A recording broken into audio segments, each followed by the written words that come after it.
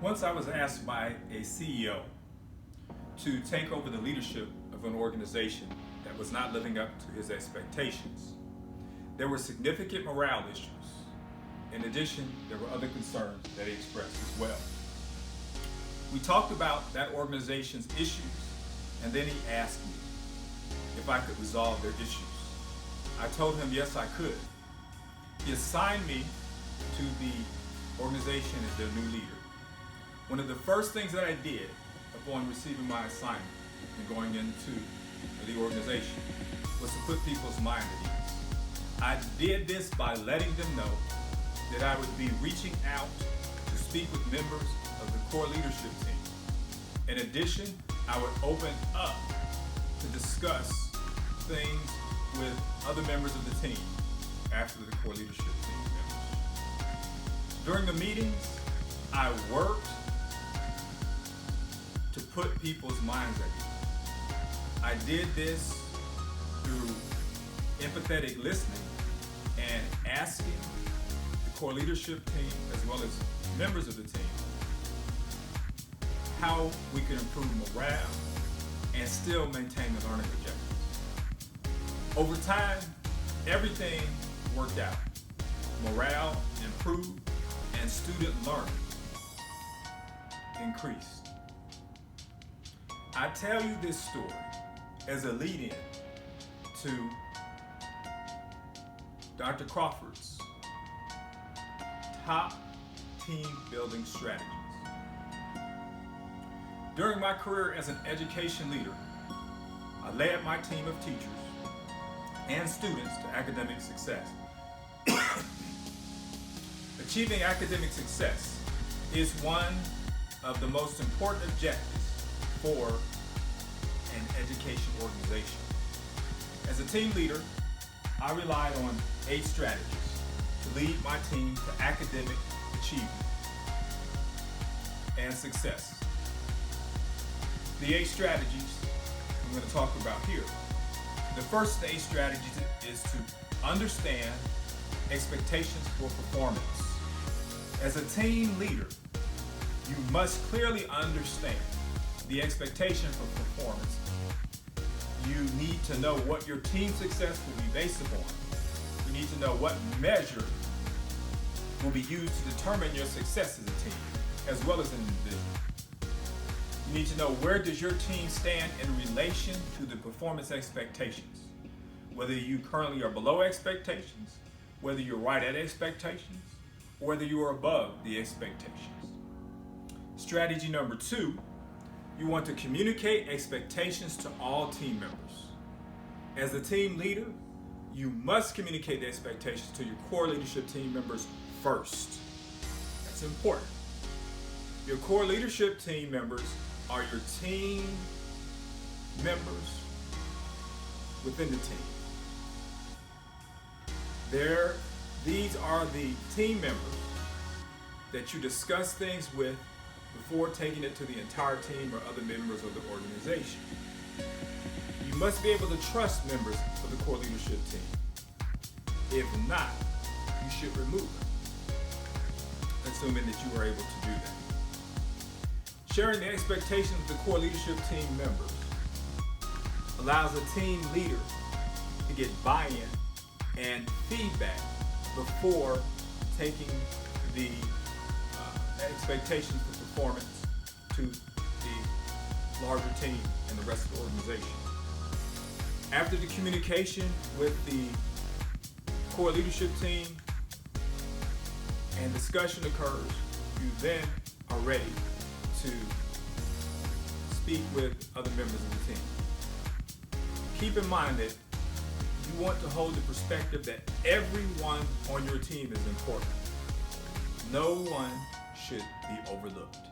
This is true whether we're talking about the custodial staff or cafeteria staff.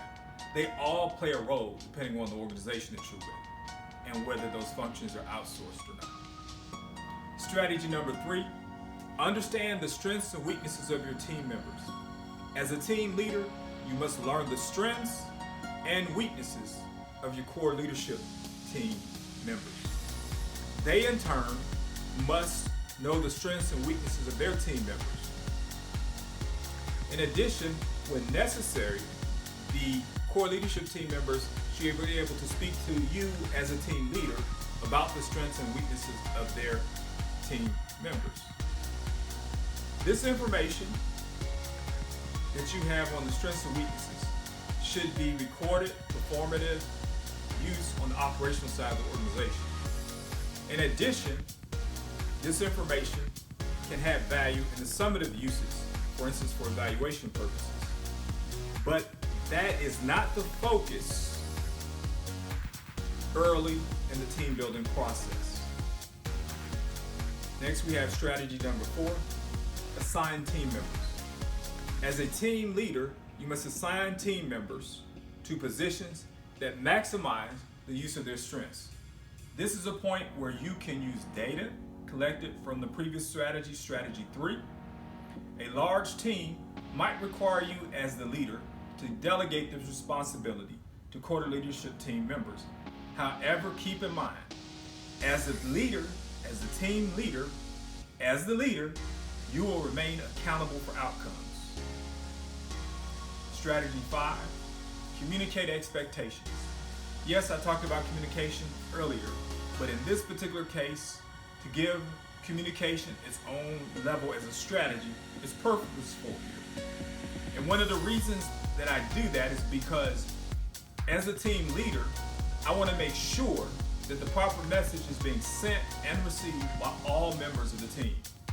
The communication should be occurring in multiple formats: word of mouth, newsletters, email, Twitter, Facebook, and other appropriate means of communication for the message. Keep in mind, depending on the message, some forms and formats may not be suitable for the message. Strategy number 6, monitor and adjust. As a team member or as a team leader, you must be monitoring the progress of the team towards achieving their objective. Of course, monitoring alone is not enough. Where necessary, adjustments must be made to ensure the objective will be achieved. Next, we have strategy 7, which is to provide training and development. As you provide training and development, the team leader must insist on training and development. The primary purpose of training is to increase strengths. The secondary purpose is to shore up weaknesses. Training should help train team members in the immediate strengths that are necessary to achieve the objectives of the team. Training may come from an internal source or an external source, depending on the needs of the organization. On the other hand, development should take a more long-term perspective. Development will look more so to the future needs of the operation. In addition, development will help perpetuate the team by preparing people for different roles. Number 8, strategy number 8, celebrate successes. As the leader, you must select appropriate milestones upon which celebration and acknowledgement of the team's success will occur. In addition, individual accomplishments that play a key role in the team's success should be recognized. Public recognition is a very good choice in order to inspire other team and other team members to go above and beyond for the team. As I conclude this episode, whether your emphasis is on each strategy or one more so than the other, of course, depending on your specific situation, the implementation of these 8 strategies will lead the leader to build a top team.